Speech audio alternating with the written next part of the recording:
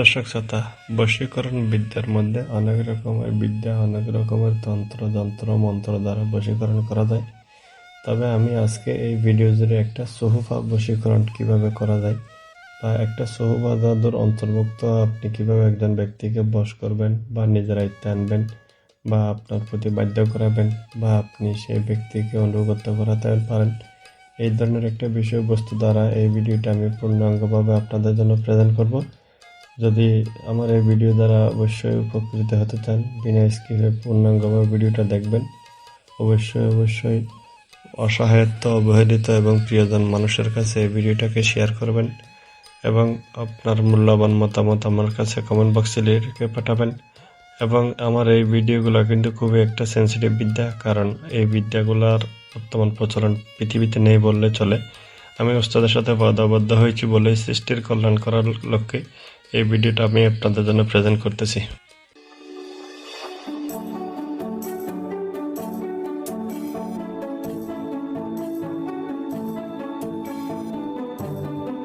Hello everyone, আসসালামু আলাইকুম ওয়া রাহমাতুল্লাহি তাআলা ওয়া বারাকাতুহু। বরাবরের মতো শুভকামনা জানিয়ে মন্ত্রতন্ত্র 30 মাই ইউটিউব চ্যানেলে নতুন একটি ভিডিও এপিসোড পর্বে আপনাদেরকে ওয়েলকাম জানাচ্ছি। ভালো লাগলে যদি আমার ভিডিও আপনার পছন্দনীয় হয়ে থাকে বা আমার ভিডিও দ্বারা আপনি উপকৃত হয়ে থাকেন, অবশ্যই চ্যানেলটাকে সাবস্ক্রাইব করে বেল আইকন প্রেস করে রাখবেন। যদি আপনি চ্যানেলটি সাবস্ক্রাইব করে আমার ভিডিও সক্ষম আছেন, আপনাকে অসংখ্য ধন্যবাদ। দর্শক, আল্লাহ পাক রব্বুল আলামিন 18,000 মখলুকাত, 80,000 এই পরিবারের মধ্যে বিদ্যমান আছে।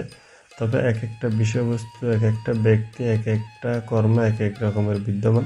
তবে ভালো এবং মন্দ, গুনাহ এবং সওয়াব, সফলতা এবং বিফলতা প্রত্যেকটা কিছু নির্ভর করে নিজের জানার উপরে, তাকওয়ার উপরে, পরহেজগারির উপরে বা সাধনার উপরে। তাই আমি বিদ্যে দিয়ে দিলাম, এই নয় যে আপনি রাতারাতি আঙ্গুল ফুলে কলা গাছ হওয়ার মতো আপনি শক্তিশালী হয়ে যাবেন বা শক্তিশালী দ্বারা আপনি কাউকে ঘায়েল করবেন, এটা মোটে আশা করতে পারবেন না। আমি সলিড বিদ্যে দিয়ে দিলাম, কিন্তু প্রত্যেকটা কিছু নির্ভর করবে আপনার সফলতা এবং বিফলতার উপরে।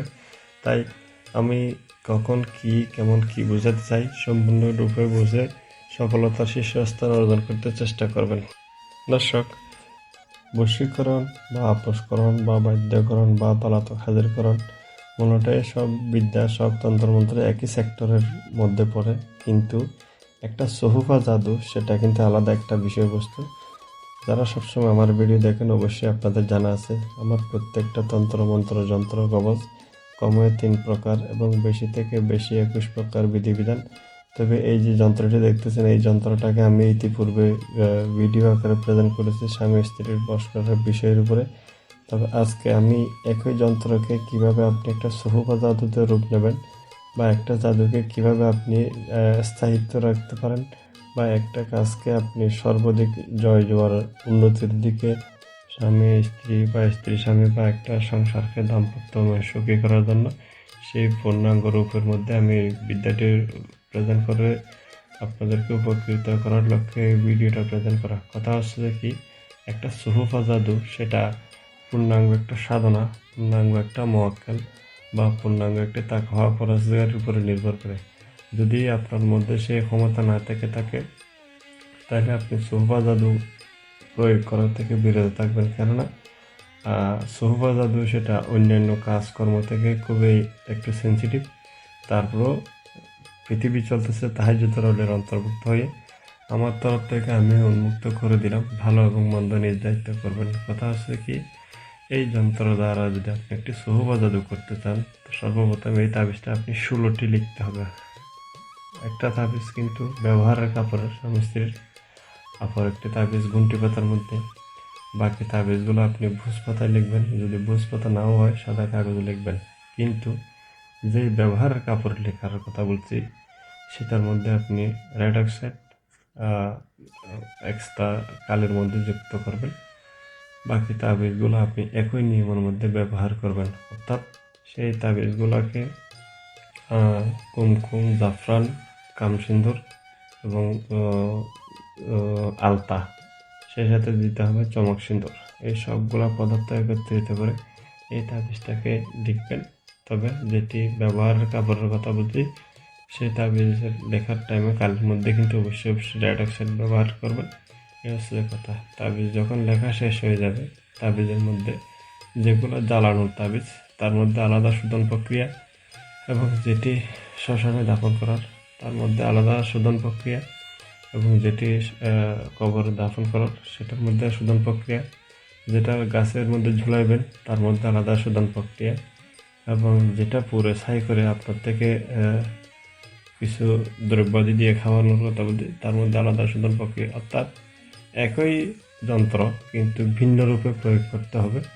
অবশিষ্ট বাকি তাবিজগুলো আপনি জ্বালানোর ব্যাপার স্যাপার আছে 7 দিন, তাহলে সেই কাজকেও আপনি আলাদা আলাদা রূপে শোধন প্রক্রিয়া করতে হবে। অবশ্যই জ্বালানো যেটা বলছি সেটার মধ্যে আপনি ওই পিওর কালো গাভীর কালো বাছুরের আছে সেই গাভীর দুধ দ্বারা যদি ঘি বানাতে পারেন তাহলে এই তাবিজটা দিয়ে বুলেটের মতো কাজ হবে। আর তাও যদি না হয়, কিন্তু যে কোনো পিওর ঘি দ্বারা জ্বালাতে চেষ্টা করবেন, তবে কিন্তু কাজ কখনোই বিফলে যাবে না। এটা অবশ্যই পরীক্ষিত গুরুবিদ্যা। এই যন্ত্রটি বা এই বিদ্যাটি দেওয়ার একটা মাত্র বিষয়বস্তু, কারণ অধিকাংশ মানুষ কাজ করে করে হয়রান হয়ে গেছেন, কাজকে স্থায়িত্ব রাখতে পারতেছেন না, বা ছোটোখাটো একটু চালান দিলেন, বা ছোটোখাটো একটা যন্ত্র কবজ দ্বারা বশ করতে চাইলেন, সে ধরনের কাজ। আর সুহুফা জাদুর কাজ, এটার মধ্যে অনেক পার্থক্য আছে, অনেক বিষয়বস্তু রয়েছে।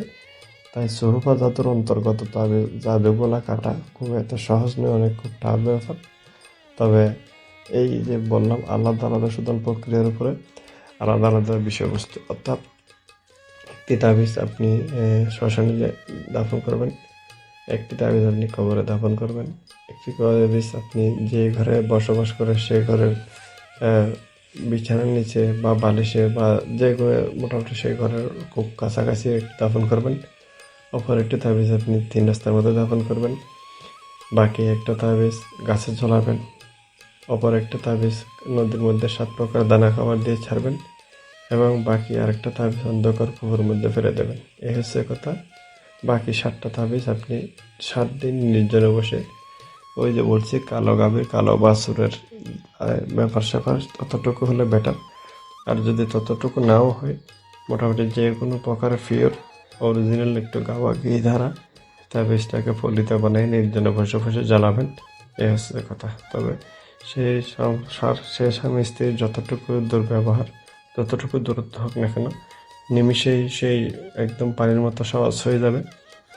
এই বিদ্যাটি স্বামী স্ত্রীর ক্ষেত্রে বৈধমান করে আমার তরফ থেকে উন্মুক্ত করলাম। স্বামী স্ত্রীর জন্য বা স্ত্রী স্বামীর জন্য আমার উন্মুক্ত করে দিলাম। অবশ্যই সৃষ্টির কল্যাণ করার লিখে ভিডিওটাকে শেয়ার করবেন। ভালো থাকবেন, সুস্থ থাকবেন। আসসালামু আলাইকুম ওয়া রাহমাতুল্লাহি তাআলা ওয়া বারাকাতুহু।